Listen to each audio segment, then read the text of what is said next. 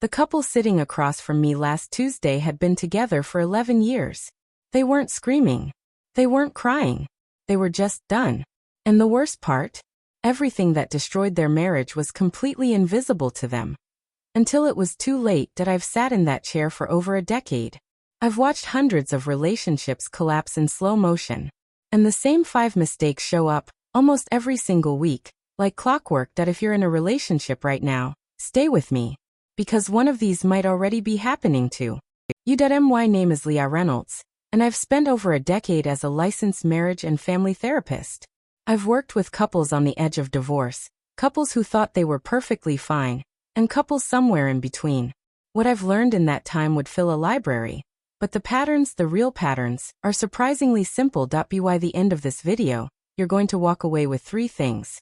First, a clear picture of the 5 specific mistakes that quietly end more marriages than infidelity, financial stress, or incompatibility ever will. Second, the ability to identify if your relationship is showing early warning signs of any of them, right now. And third, one concrete thing you can do differently this week. This isn't a theory. This is what I actually see week after week. In the room. Here's something most people get completely wrong about why relationships fall apart.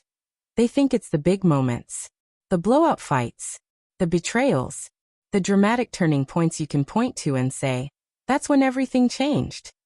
But in my experience, and I mean hundreds of sessions of direct experience, that's almost never the truth.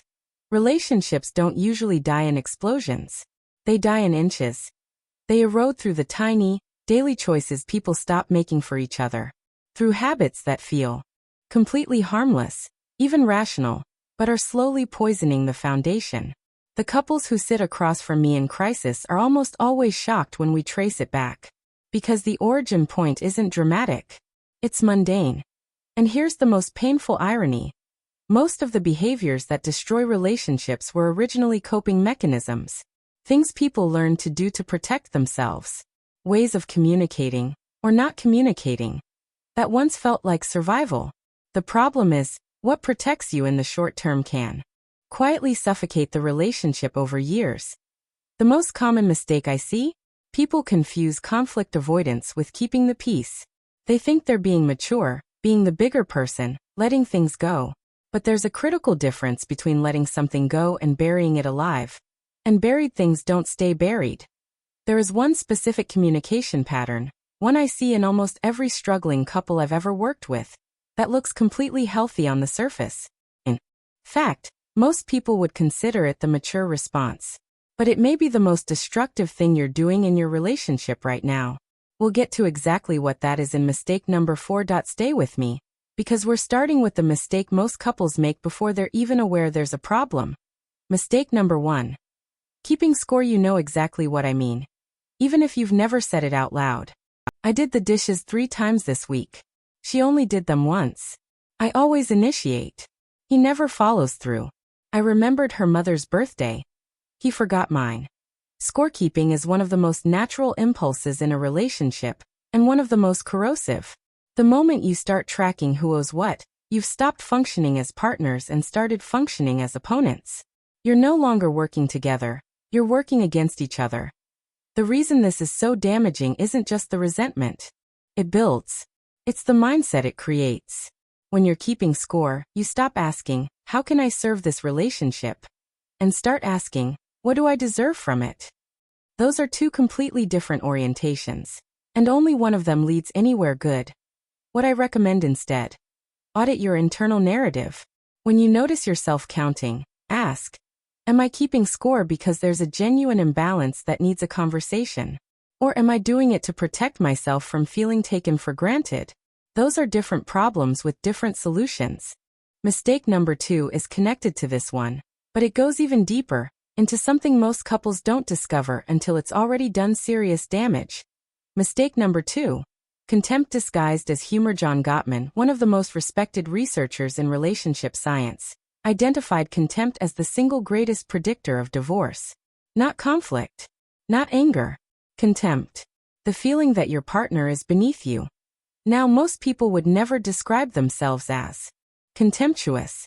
But here's how it actually shows up in real relationships. It disguises itself as a joke. Oh, typical. Can't expect you to remember anything, right? Followed by a laugh. She's hopeless with directions, tell them, babe. Eye rolls across a dinner table. Sighs so heavy they're practically a speech. Subtle mockery dressed up as playful teasing. The person on the receiving end of these jokes isn't laughing on the inside. They're learning, slowly and steadily, that their partner sees them as someone to be managed, not respected. If humor in your relationship ever makes one person feel small, it is not humor. It's a weapon with a punchline attached. Point 3 is the one nobody wants to talk about, because it sounds like the opposite of a problem. Mistake number 3. Emotional withdrawal. This one hides in plain sight. Emotional withdrawal doesn't look like cruelty. It looks like maturity. It looks like not overreacting. It looks like giving space.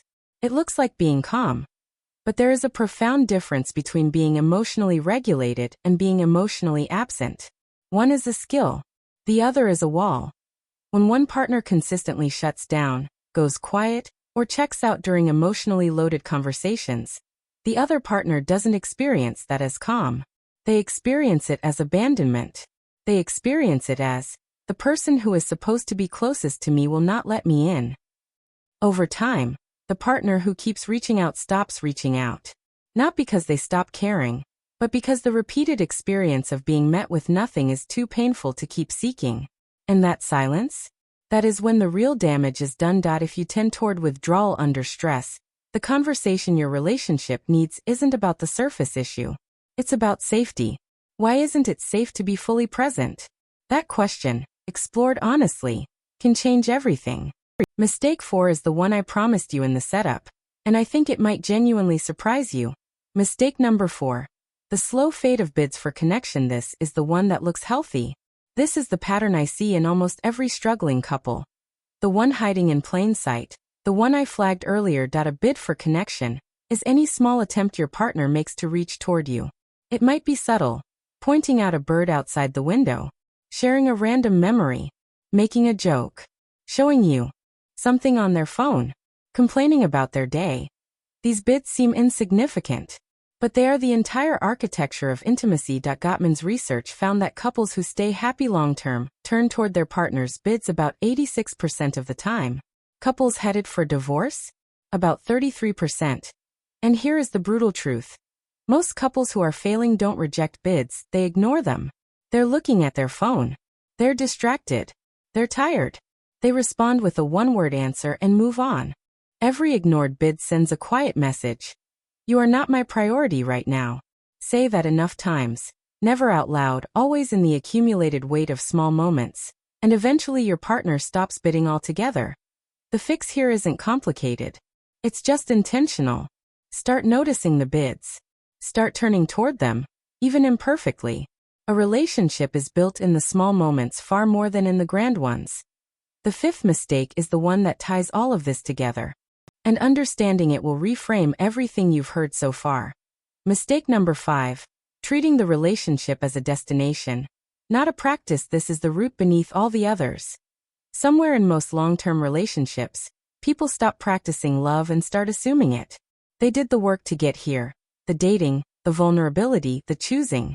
And now, unconsciously, they act like the relationship is finished, built, locked in. But a relationship is not a thing you arrive at.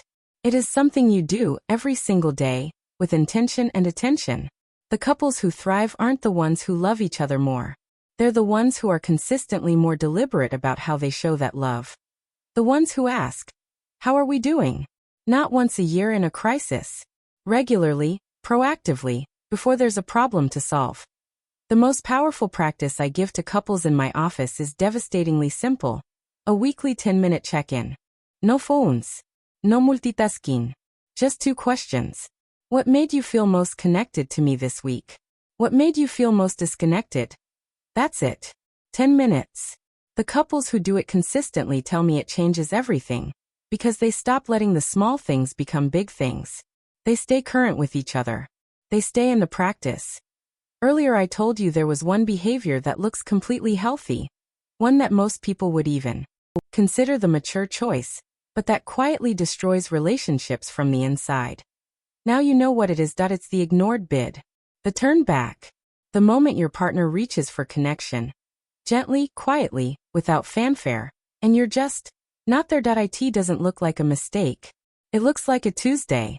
But multiplied across months and years. It's the mechanism behind more divorces than affairs and arguments combined. Here's the aha. The opposite of a great relationship isn't a terrible relationship. It's a neglected one. You don't lose your partner in one catastrophic moment. You lose them in 1,000 tiny ones where you were right there and still chose something else. The good news? Every single one of these 5 mistakes is reversible.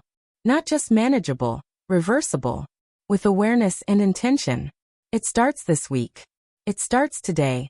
Even if anything in this video made you think about your own relationship, you already know what to do with that. Subscribe if you want more honest conversations about what actually keeps love alive. The next video is going to go even deeper. Now go turn towards someone today.